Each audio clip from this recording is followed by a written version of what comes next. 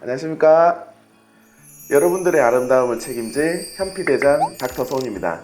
오늘은 필러에 대해서 여러분들의 궁금했던 질문을 받아보면서 설명드리는 시간을 갖도록 하겠습니다. 질문 주세요.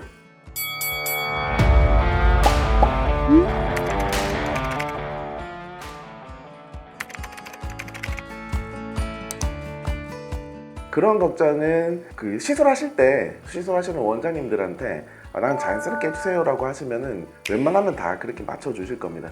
필러를 하기 때문에 부자연스럽다, 너무 빵빵하다, 이거는 기술적인 측면이기 때문에 코 너무 티나게 했으면 좋겠어요, 아니면 입술도 이만큼 됐으면 좋겠어요 하시는 분들이 정말 계시거든요.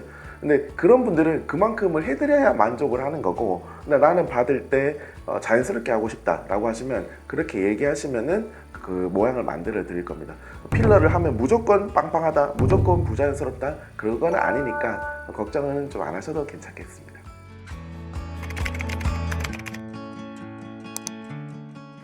네, 이게 몸 안에다가 뭔가를 넣는 거다 보니까 이 없는 공간을 만들어 가지고 여기 이렇게 하는 거다 보니까 통증이 없을 수는 없습니다.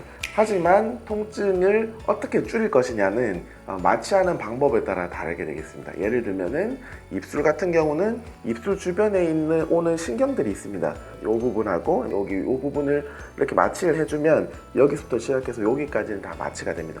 물론 그 신경들이 미세하게 원래 통상적으로 나오는 위치 말고 다른 쪽에서도 이제 다른 액세서리 이제 신경들이 나오는 경우가 있습니다. 그것까지는 다 마취하기는 어려워서 그런 게 있으신 분들은 마취를 했으나 좀 아픈 게 있을 수 있지만, 대부분의 경우에는 하시고 난 다음에 마취를 하게 되면 마취할 때는 아프지만 시술할 때는 거의 잘 안 아픕니다. 특히 통증이 좀 심한 걸로 악명 높은 부분이 이마인데, 이마 같은 경우도 이제 마취하는 방법을 여기 위 두 군데만 하는 것이 아니라 쭉 돌아가면서 다 같이 해놓으면 하실 때 다 편안하게 받으십니다. 그래서 통증은 마취하는 방법에 따라 다르다. 그리고 그 방법은 아마 병원마다 좀 다르실 거예요. 그래서 한번 물어보시고, 여기는 이마 필러 안 아프게 할 수 있나요? 물론 안 아프게 할 수 있다고 얘기는 못 하실 거예요. 그래도 저희는 최대한 통증을 좀 줄이는 방법으로 합니다 라고 얘기하신다고 하면 한번 받아보시는 것도 나쁘진 않을 것 같습니다. 통증은 마취 차이입니다.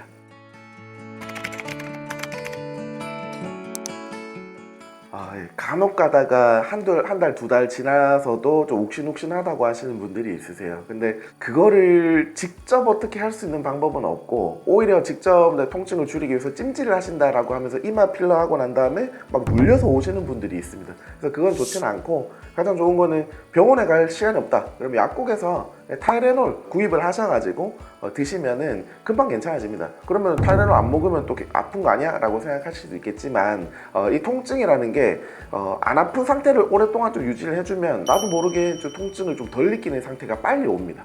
물론 이게 엄청난 학술적인 결과로 얘기하는 건 아니지만, 좀 보통 경험적으로 봤을 때는 아픈 거를 계속 방치해 놓는 것보다는 통증을 적극적으로 조절하는 게 어느샌가 통증이 빨리 없어져 있고, 나는 무조건 약은 안 먹을 거야 라고 하시면서 통증을 그대로 두시는 분들은 좀 오랫동안 통증을 호소하시는 분들이 많습니다.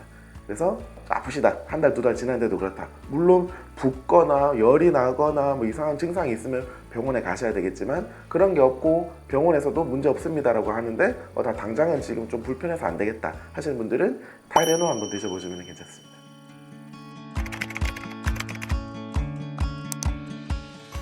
필러 유지 기간은 필러를 뻑뻑하게 하는 정도에 따라서 좀 유지 기간이 달라진다고 또 보통 말씀들은 하시는데, 이것도 완전하게 의학적으로 밝혀진 건 아닌 것 같습니다.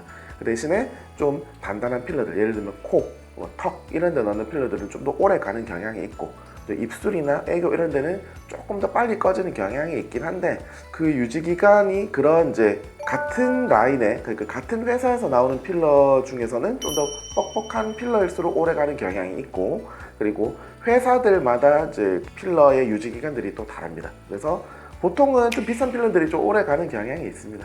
근데 개인차가 있어요. 왜냐하면 우리 몸에서는 히알루론산이라는 거 분해하는 능력이 있기 때문에 가만히 놔둬도 조금씩 분해해서 없애버립니다.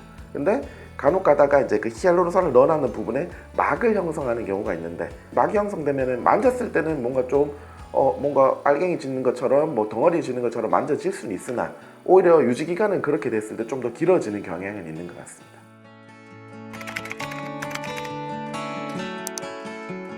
네, 필러가 있을 때 필러를 넣어도 되냐, 아니면은 이 필러가 들어갔는데 저 필러를 넣어도 되냐라는 질문은 옛날부터 많이 있었는데요.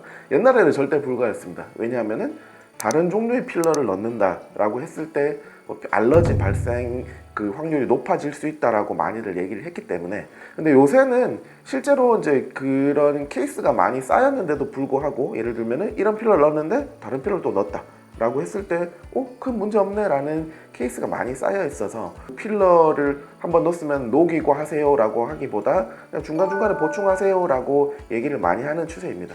물론 모양이 예쁘지 않게 남은 필러들은 좀 다 녹여버리고 새로 하는 게 모양 잡기에는 훨씬 더 좋습니다.